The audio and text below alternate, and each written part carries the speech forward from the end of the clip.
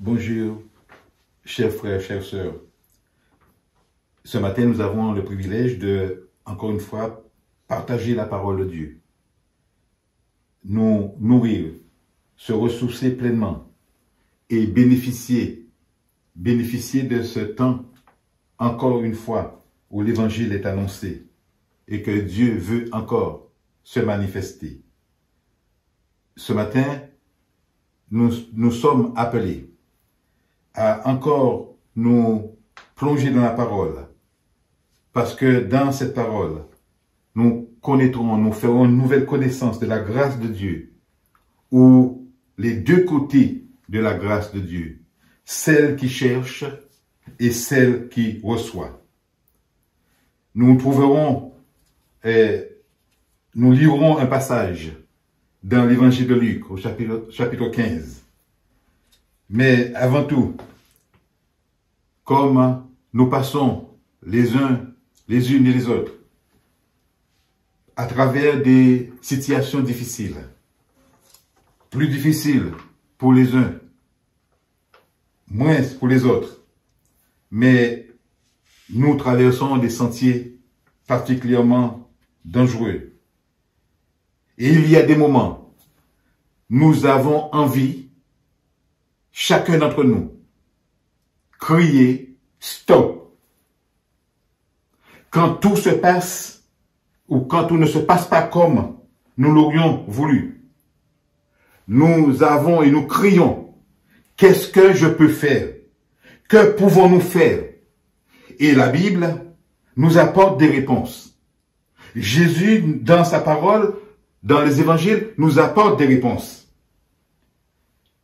Nous le verrons dans Luc chapitre 15, à travers une parabole, comment Jésus nous conduit à bien comprendre dans nos situations difficiles, dans une situation de déchéance, la grâce de Dieu est toujours là. Je voudrais avant tout situer où se trouve Jésus. Dans le verset 1 du chapitre 15, il est écrit, et je lis pour vous, « Tous les pharisiens et les gens de mauvaise vie s'approchaient de Jésus pour l'entendre. » Le verset 2, « Et les pharisiens et les scribes murmuraient, disant, « Cet homme accueille des gens de mauvaise vie et mange avec eux. » Cet homme, il s'agit de Jésus. Quand je lis l'ensemble de cette parabole, je comprends et nous devons comprendre qu'à partir de cette parabole, Jésus va révéler, il veut révéler le cœur du Père, le cœur de son Père, qui est notre Père, à cause de Jésus-Christ. Il va mettre en valeur la grâce du Dieu, il va mettre en valeur la grâce du Père. À travers cette parabole, il nous est permis de voir les profondeurs d'où le pécheur est tiré et la hauteur à laquelle il est élevé, toujours conformément au cœur du Père. Je vous propose de lire avec vous et ensemble lisons à partir du verset 11 du chapitre 15 de l'évangile de Luc. Il dit encore, oui c'est vrai, c'est la troisième parabole, car auparavant il y avait la parabole du berger qui avait perdu sa brebis, puis il y avait cette femme qui perd une drague, et cette troisième parabole, il parle d'un foyer. Et Jésus va parler d'un homme qui a deux fils. Le plus jeune dit à son père, « Mon père, donne-moi la part de bien qui doit me revenir. » Et le père leur partagea son bien. Peu de jours après, le plus jeune fils, ayant tout ramassé, partit pour un pays éloigné, où il dissipa son bien en vivant dans la débauche. lorsqu'il eut tout dépensé, une grande famine survint dans ce pays, et il commença à se trouver dans le besoin. Il alla se mettre au service d'un des habitants du pays, qui l'envoya dans ses champs garder les pourceaux. Il aurait bien voulu se rassasier des carouges que mangeaient les pourceaux, mais personne ne lui en donnait. Étant rentré en lui-même, il se dit, « Combien de mercenaires chez mon père ont du pain en abondance. Et moi, ici je meurs de faim. Je me lèverai, j'irai vers mon père, et je lui dirai, mon père, j'ai péché contre le ciel et contre toi. Je ne suis plus digne d'être appelé ton fils. Traite-moi comme l'un de tes mercenaires. Et il se leva et alla vers son père. Comme il était encore loin, son père le vit et fut ému de compassion. Il courut se jeter à son cou et le baisa.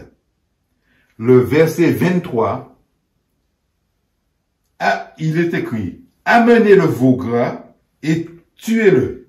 Mangeons et réjouissons-nous. » Et au verset 24, « Car mon fils, que voici était mort, il est revenu à la vie, il était perdu et il est retrouvé. » Voilà un texte profond où il y a plusieurs enseignements qui est assez riche, tellement riche. Je voudrais simplement insister sur la grâce du Père qui ne cherche pas à réprimander le fils perdu et qui revient à la maison, mais c'est lui qui va faire un premier pas et qui va courir à sa rencontre pour pouvoir l'accueillir. C'est pour cela que je dis, il y a la grâce qui cherche et celle qui reçoit. Nous verrons en détail ce que cette partie de l'évangile nous apporte et où elle veut nous conduire. La parabole du fils prodigue est un récit magnifiquement construit. Je me suis posé la question, mais quelles étaient les motivations du fils prodigue? Quelle était la motivation première de cet enfant? Un fils cadet, avec son frère, le fils aîné, dans une maison, un père avec une grande richesse, où il ne manquait de rien. Ils avaient la liberté de vivre avec tout ce qu'il y avait dans cette maison. Il y avait des serviteurs, mais eux étaient fils du Père. Alors la première motivation, et j'ai retenu celle-là, il avait un désir de liberté. Qu'est-ce qu'il voulait?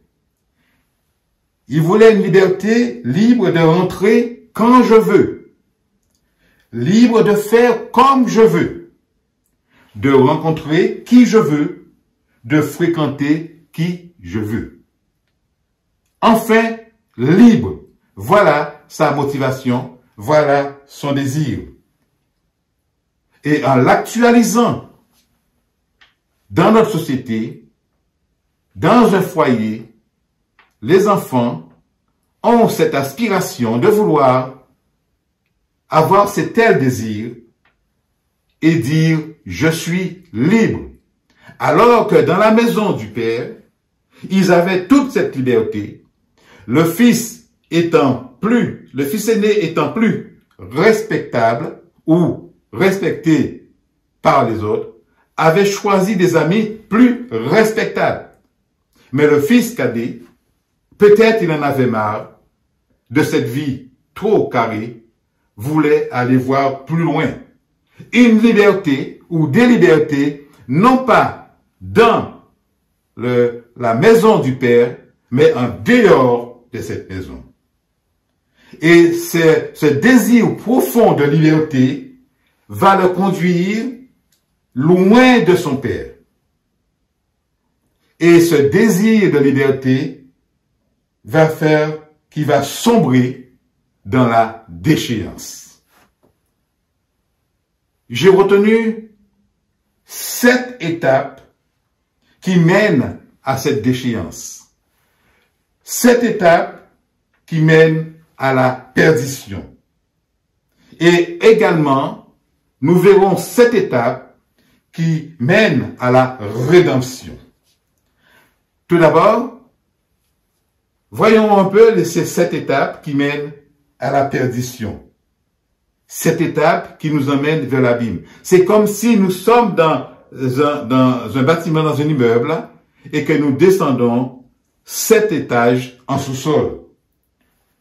Premièrement, la première étape. Dans le verset 12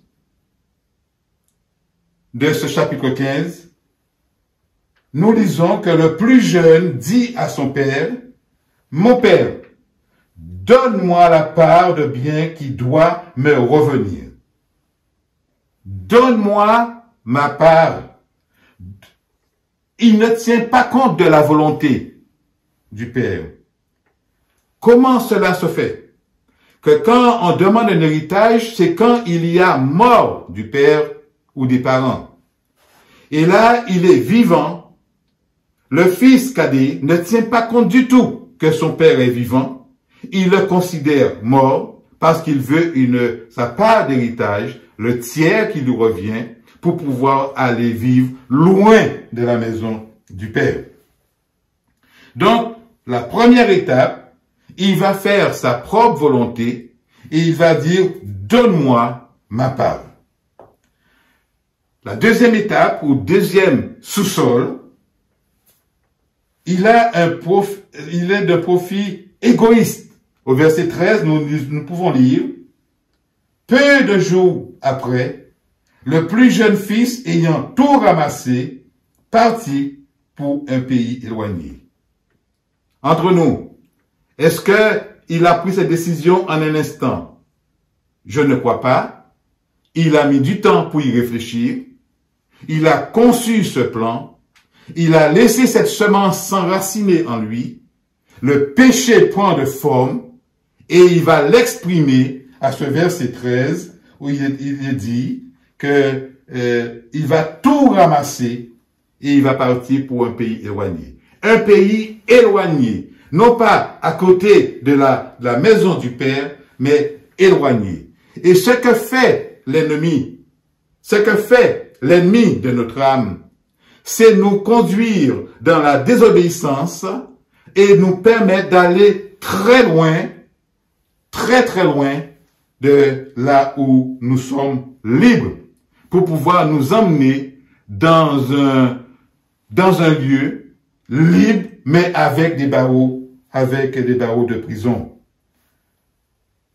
Ayant tout ramassé, il n'a rien laissé, il a tout pris, il veut profiter tout seul de sa part.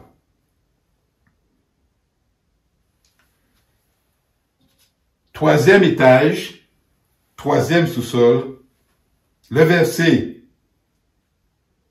13, je crois que je l'ai lu, mais il va décider de partir. C'est ça qui est important. Le mot partir. Il part. Il quitte le lieu où il y a la plénitude avec sa part et il part. Il n'a aucune affection filiale.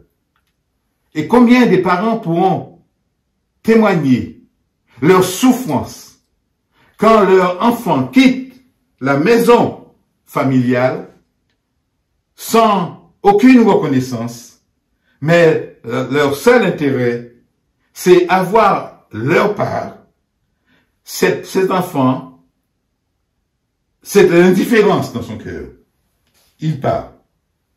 Il ne retient rien de ce qu'il a vécu dans sa maison familiale. Aucune affection. Son seul désir, c'est tout simplement être libre, parce qu'il croit qu'il est prisonnier chez son père. Il recherche du plaisir. La Bible dit que dans ce même passage, il dissipa son bien, c'est toujours le verset 13, il dissipa son bien en vivant dans la débauche. Il dissipa son bien. La soif du plaisir, c'est sa motivation. Et ces 4 étapes que nous voyons, que nous avons vues précédemment, conduisent à 3 conséquences assez sombres. Le 5e point, au verset 14, 5e sous-sol, lorsqu'il eut tout dépensé, une grande famine survint dans ce pays, et il commença à se trouver dans le besoin. Il se trouve dans le besoin. Il était habitué au superflu de la maison paternelle. Et là, il manque même du nécessaire. Il perd ses plus belles années. Il perd son honneur. Il perd de sa dignité. Parce que nous verrons par la suite qu'est-ce qu'il va faire. Quelle solution il a trouvée pour pouvoir subvenir à ses besoins. Quand un enfant de Dieu, quand un homme et une femme nés de nouveau, quitte la main du Père, quitte la maison de Dieu, pour aller voir ailleurs, plus loin, espérant avoir une meilleure vie, nous voyons que le fils cadet va travailler pour un homme du pays, au plus loin. Et cet homme peut représenter et ne représentera jamais Dieu dans toute sa conception, mais certainement représente le fils du mal, représente un serviteur du mal, parce que nous verrons quel travail il aura à faire. Quel travail on va lui donner. On va le mettre au service. Là, il est dans une pauvreté totale, au verset 15 du chapitre 15. On voit bien que tout simplement, au verset 15, il l'envoya dans ses champs garder les pourceaux. Réfléchissons un peu. Un enfant juif, on l'envoie garder les cochons. C'est une humiliation. Il a perdu son honneur, il a perdu sa dignité. C'est une destitution totale pour un fils d'un homme riche et respecté. Et quand nous quittons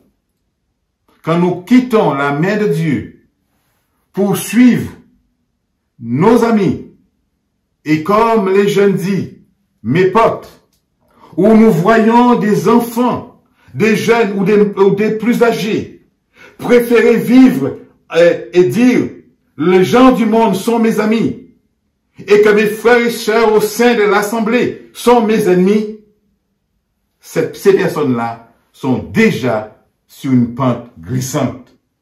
Ils sont prêts. Ils ont préparé depuis si longtemps ce départ.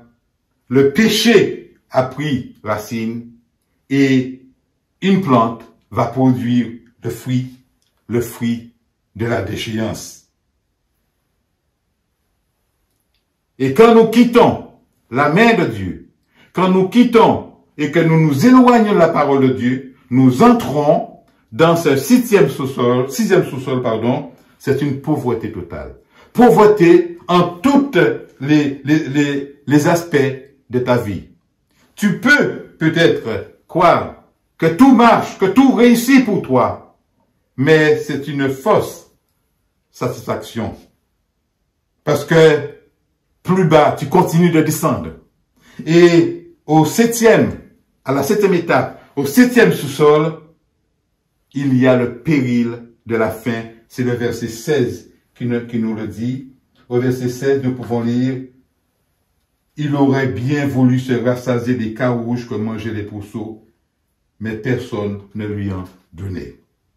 Quand tu quittes la maison du Père, eh bien, tu tombes dans une telle pauvreté que tu es obligé de manger le pain de ce monde. Tu es obligé, tu veux même manger la nourriture de ce que tu avais vomi auparavant. Même ça, tu veux manger. Il aurait voulu se rassasier, dit la parole. La précieuse nourriture était réservée aux animaux. Personne ne se souciait de lui. Les valeurs sont inversées. Le fils d'un homme riche, le fils d'un Dieu si riche, maintenant, les valeurs étant inversées, il est prêt à manger la nourriture réservée aux animaux. Et en plus, quel animal? Le cochon, considéré comme impur par Dieu et par les Juifs. Il commence à souffrir. Et sur le thème de souffrance, nous pouvons mettre famine. Famine physique, famine affective, famine morale, famine spirituelle. Et quand nous sommes touchés ainsi par le chaos et la confusion, nous nous sentons seuls et c'est ainsi il se trouve si seul, impuissant. Le chaos, la défaite nous affecte énormément et ce fils est affecté énormément. Nous avons tous, nous pouvons témoigner que nous avons fait des écarts, que nous avons foulé de sol qui n'appartient pas, ou du moins qui appartient à ce monde, au prince de ce monde. Mais nous avons quitté le sol de Dieu parce que nous avons voulu voir autre chose. Qu'est-ce que je peux faire? Qu'est-ce que tu peux faire? Que pouvons-nous faire?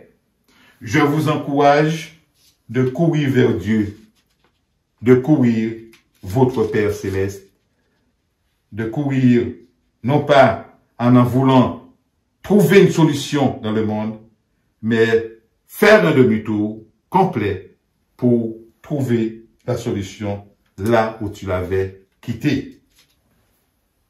Voyons que voilà les 7 étapes de la perdition.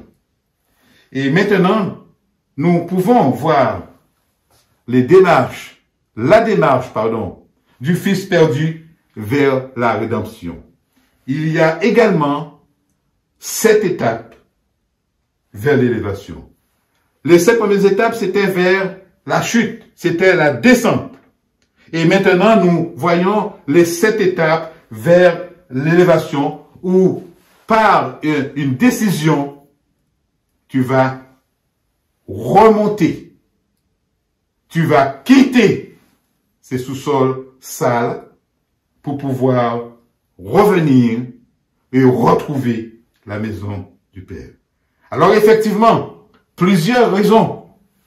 Tu peux porter ces raisons, ces causes. Pourquoi tu as fait cela? Peut-être que tu as été blessé profondément dans la maison du Père. Peut-être que tu as même été envahi par un esprit de jalousie envers ton fils, ton frère aîné.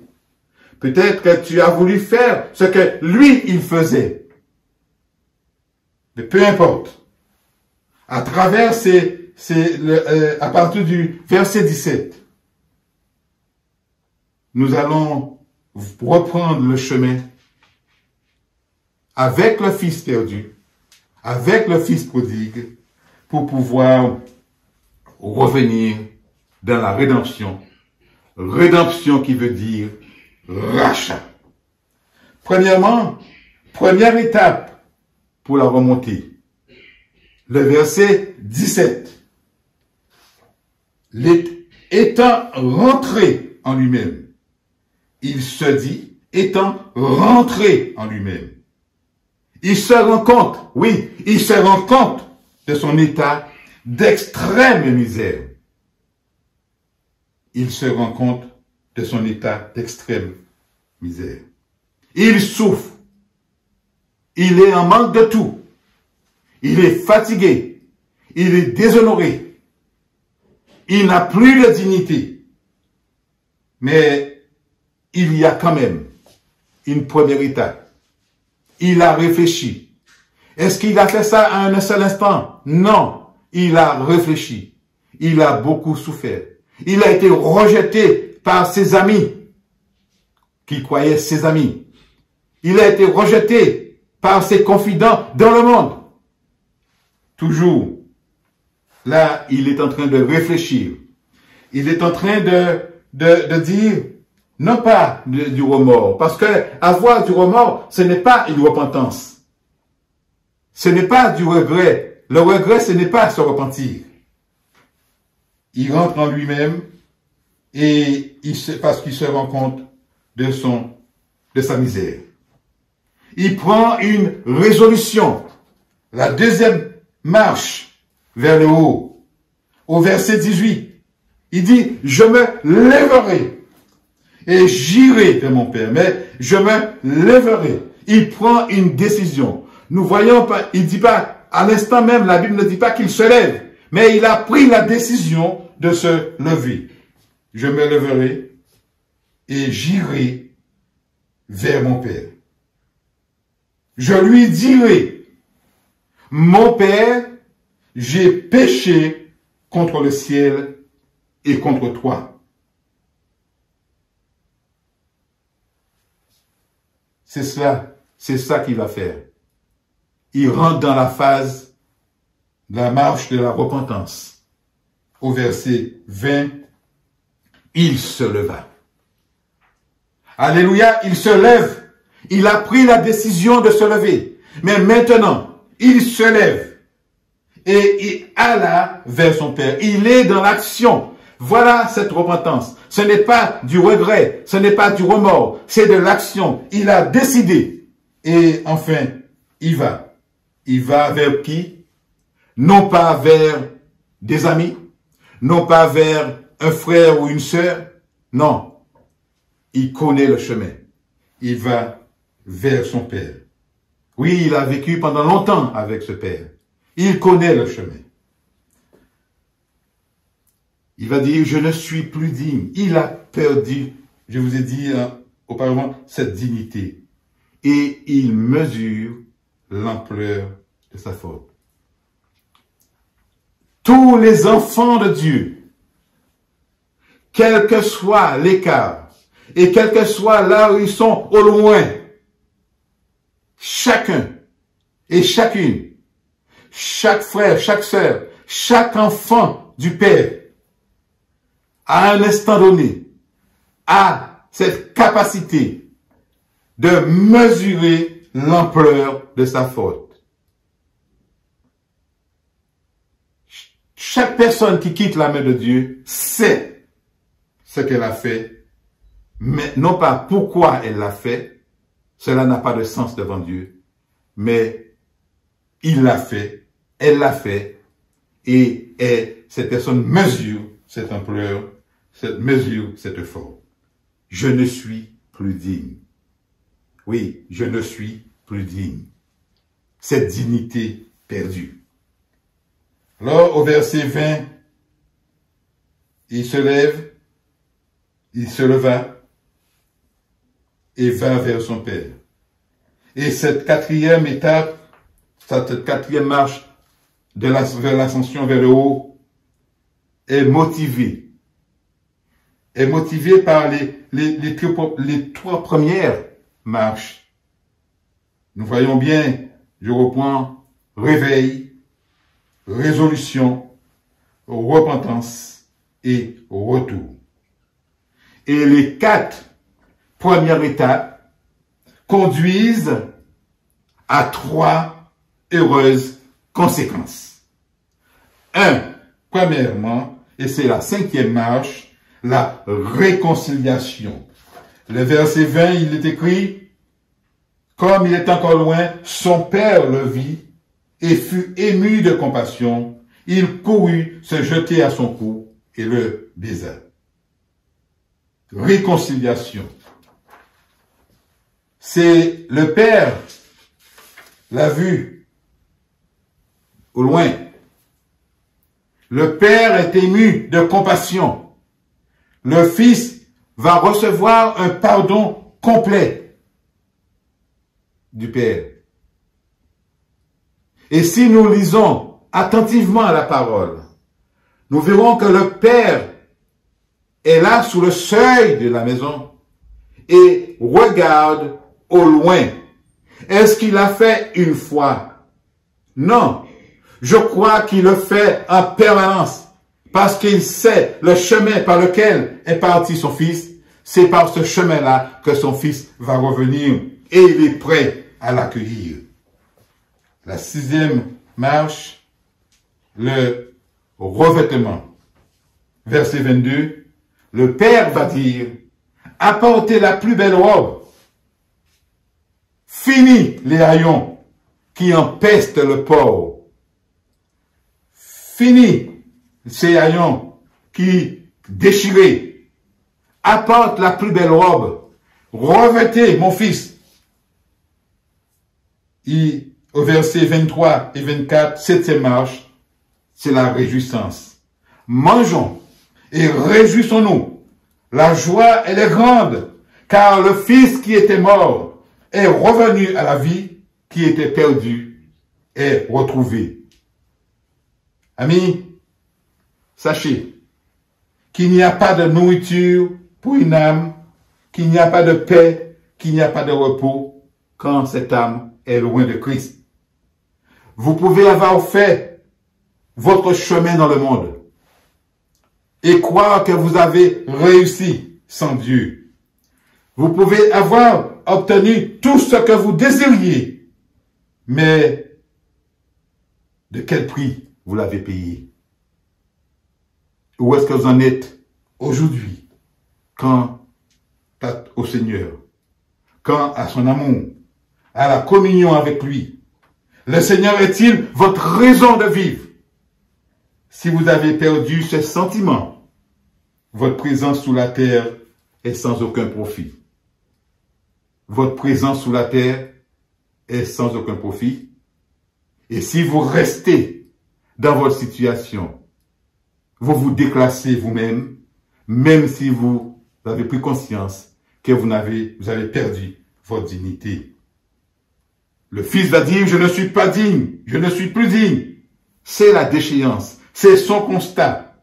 Et la seule façon d'être ramené de ce terrible sentier de déchéance, c'est reconnaître sincèrement son état et regarder simplement à Dieu pour être délivré. En conclusion, dans l'évangile de Luc au chapitre 15 et le verset 7, il est écrit, « Il y aura plus de joie dans le ciel pour un seul pécheur qui se repent que pour 99 justes qui n'ont pas besoin de repentance. » Ami, toi qui vis encore loin de ton Père céleste, la parole dit, je te dis, reviens à lui, car il t'attend avec amour.